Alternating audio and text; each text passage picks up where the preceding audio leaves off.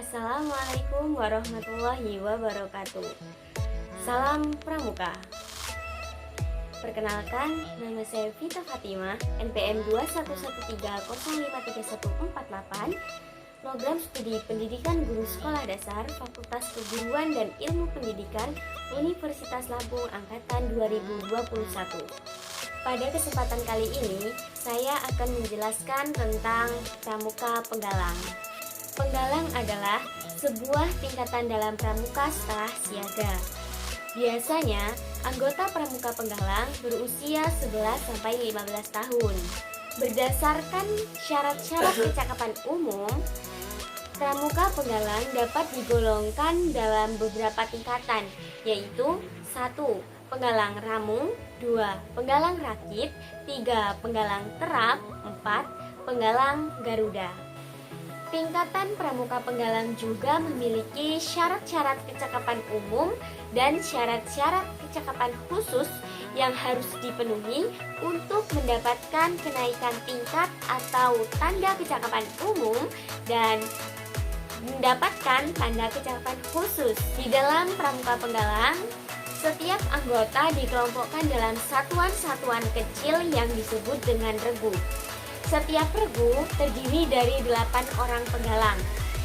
Setiap regu dipimpin oleh seorang pemimpin regu atau pinru yang bertanggung jawab atas regunya tersebut.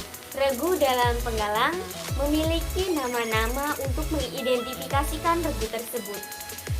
Untuk regu putra diambil dari nama hewan, misalnya kalajengking, kobra, dan hewan lain sebagainya.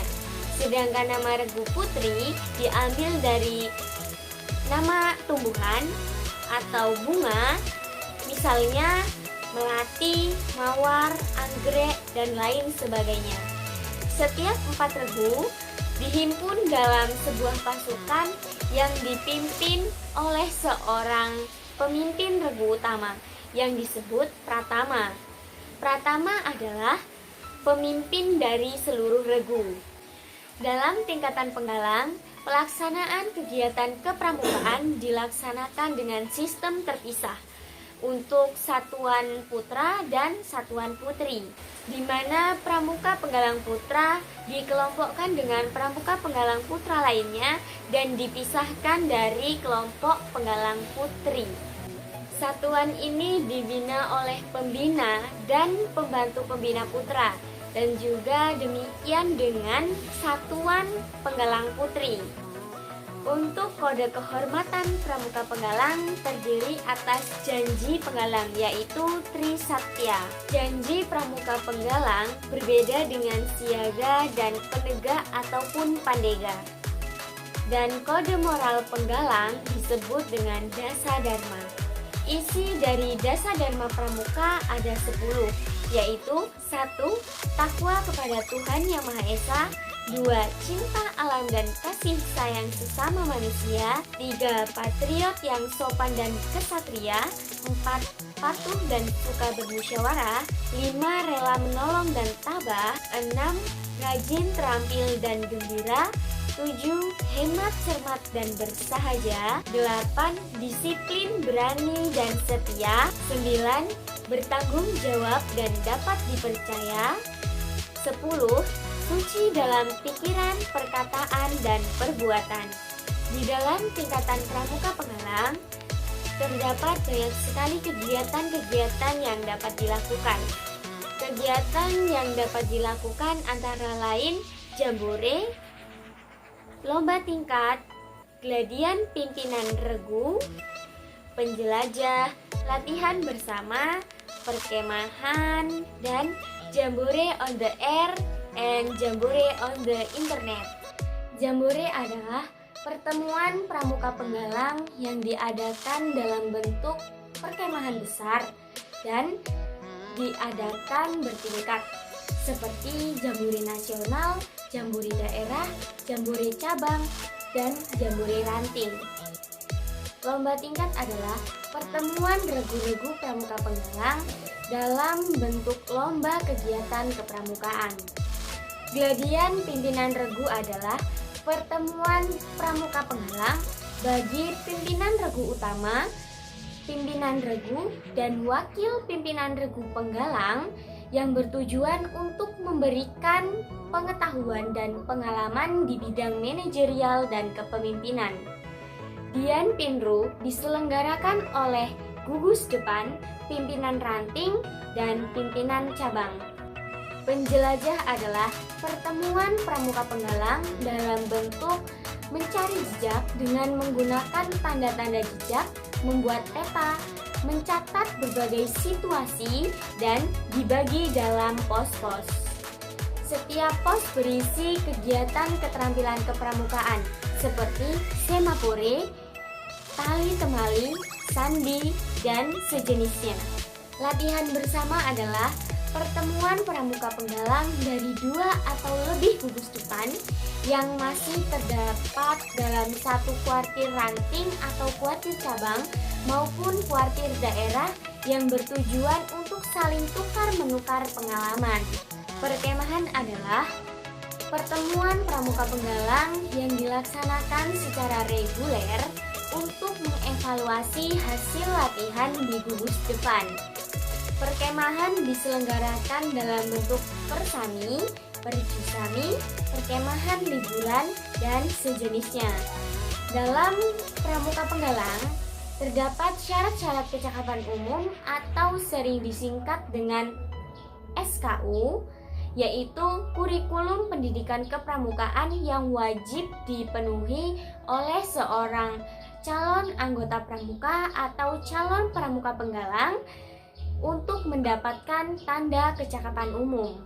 Tujuan SKU dan TKU adalah untuk merangsang dan mendorong pramuka penggalang agar memiliki kecakapan yang berguna bagi hidupnya dan memenuhi persyaratan untuk menjadi anggota gerakan pramuka. Dalam SKU pramuka penggalang terdiri dari 3 tingkat atau jenjang, yaitu SKU tingkat penggalang ramu, SKU tingkat penggalang rakit, dan SKU tingkat penggalang terap. Untuk tanda kecakapan umum pramuka penggalang sendiri itu biasa disebut dengan manggar. Sebagaimana diketahui bahwa TKU memiliki 3 tingkatan sesuai dengan tingkatan SKU. Tingkatan tersebut yaitu 1. Manggar, itu untuk pramuka penggalang yang telah menyelesaikan SKU ramu. Kemudian, manggar bersusun 2 untuk penggalang yang telah menyelesaikan SKU rakit, dan manggar bersusun 3 itu untuk penggalang yang telah menyelesaikan SKU terap. TKU bukan hanya sekedar lambang biasa yang hanya terpasang di lengan baju, namun memiliki arti tersendiri. Hiasan dalam TKU penggalang atau manggar itu yaitu mayang terurai bertangkai 3 menggambarkan bunga sedang berkembang, indah dan menarik, mengibaratkan pramuka penggalang yang riang, lincah, dan bersikap menarik sebagai calon penerus bangsa yang sedang berkembang menjadi dirinya dengan jiwa pramuka berdasarkan Trisatya. Mayang terurai mekar ke samping mengibaratkan semakin terbentuknya pandangan penggalang dalam menerima pengaruh positif atau pengaruh baik dari lingkungan sekitarnya. Dan warna merah mengibaratkan kemeriahan hidup, sesuatu yang sedang berkembang. Selain syarat-syarat kecakapan umum, ada juga syarat-syarat kecakapan khusus, yaitu syarat yang harus dipenuhi oleh seorang pramuka untuk mendapatkan tanda kecakapan khusus sesuai dengan usia dan kemampuannya. Tanda kecakapan khusus adalah suatu tanda yang menunjukkan kecakapan, kepandaian, ketangkasan, keterampilan, dan usaha seorang pramuka di bidang tertentu yang sesuai dengan usia dan kemampuannya. Berbagai macam SKK SKK dan TKK yang ada digolongkan dalam 5 golongan atau bidang. Masing-masing bidang dibedakan dengan warna dasar yang terdapat di dalam tanda kecakapan khusus tersebut. 5 bidang tersebut adalah 1. Bidang agama, mental, moral, spiritual, pembentukan pribadi dan watak yang memiliki warna dasar kuning. 2. Bidang patriotisme dan seni budaya yang memiliki warna dasar merah. 3. Bidang kesehatan dan ketangkasan yang memiliki warna dasar putih. 4. Bidang keterampilan dan teknik pembangunan yang memiliki warna dasar hijau. Dan yang kelima, bidang sosial, perikemanusiaan, gotong royong, ketertiban masyarakat, perdamaian dunia dan lingkungan hidup yang memiliki warna dasar biru. SKK untuk Pramuka Penggalang terdiri atas 3 tingkatan dengan masing-masing bentuk yang berbeda-beda. Tingkatan dan bentuknya adalah 1. Purwa berbentuk lingkaran dengan bingkai berwarna merah. 2. Madya berbentuk persegi dengan bingkai berwarna merah. Dan yang ketiga, Utama berbentuk segi 5 dengan bingkai berwarna merah. Adapun syarat-syarat kecakapan khusus dan tanda kecakapan khusus yang wajib bagi Pramuka Penggalang, yaitu 1. Syarat kecakapan khusus dan tanda kecakapan khusus pertolongan pertama pada kecelakaan atau P3K Pramuka Penggalang. 2. SKK dan TKK pengatur rumah Pramuka Penggalang. Yang ketiga, SKK dan TKK pengamat untuk Pramuka Penggalang. Yang keempat, SKK dan TKK juru masak Pramuka Penggalang. Dan yang kelima, SKK dan TKK khusus berkemah untuk Pramuka Penggalang.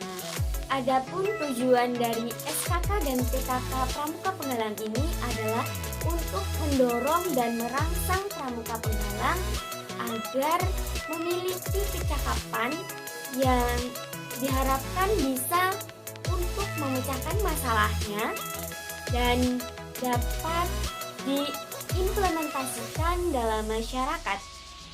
Adapun tata cara pembukaan dan penutupan latihan penggalang. Yang pertama, saya akan menjelaskan mengenai tata cara upacara pembukaan Pramuka Penggalang. Yang pertama, memeriksa kerapihan dan absen oleh masing-masing pimpinan regu. Yang kedua, pembagian tugas pelaksana upacara dan mempersiapkan perlengkapan bagi regu yang ditugaskan. Yang ketiga, pratama membentuk barisan dan memeriksa kerapihan barisan. 4. Regu dipersiapkan, lalu pimpinan regu dan pratama siap di tempat yang disediakan. 5. Pembina upacara menempati tempatnya, yang diikuti oleh pembantu pembina upacara yang berdiri di belakang pembina. 6.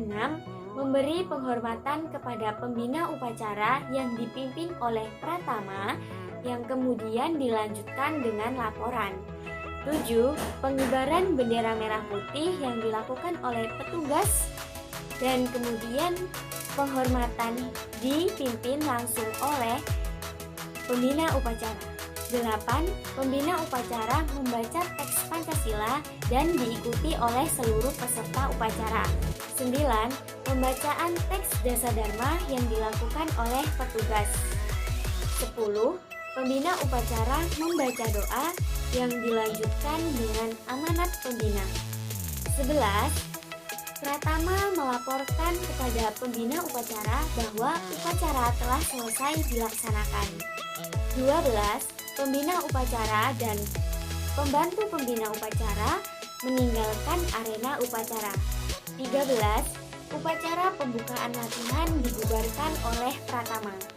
Kemudian, saya akan menjelaskan mengenai tata cara upacara penutupan latihan Pramuka Penggalang. Untuk tata cara upacara cara penutupan latihan pramuka penggalang tidak jauh berbeda dengan tata cara upacara pembukaan latihan penggalang. Yang pertama, memeriksa kerapihan dan absen bagi masing-masing pimpinan regu. Yang kedua, pembagian tugas pelaksana upacara dan mempersiapkan perlengkapan bagi regu yang ditugaskan. Yang ketiga, pratama membentuk barisan dan memeriksa kerapihan barisan. 4. Pembina upacara dijemput oleh pratama. 5. Pembina upacara menempati tempat yang telah disediakan yang diikuti oleh pembantu pembina yang berdiri di belakang pembina. 6. Pratama memimpin penghormatan kepada pembina dan dilanjutkan dengan laporan upacara.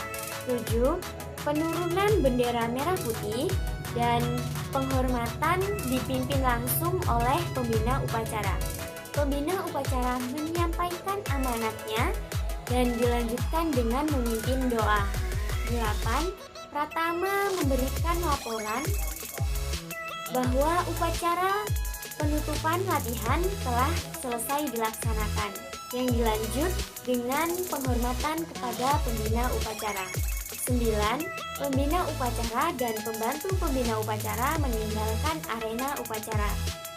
Dan yang terakhir, yang ke-10, pratama membubarkan barisan upacara. Demikianlah materi yang dapat saya sampaikan mengenai pramuka penggalang. Bila ada kesalahan ataupun kekurangan dalam menyampaikan materi, saya mohon maaf dan saya ucapkan terima kasih. Saya akhiri. Wassalamualaikum warahmatullahi wabarakatuh. Salam pramuka.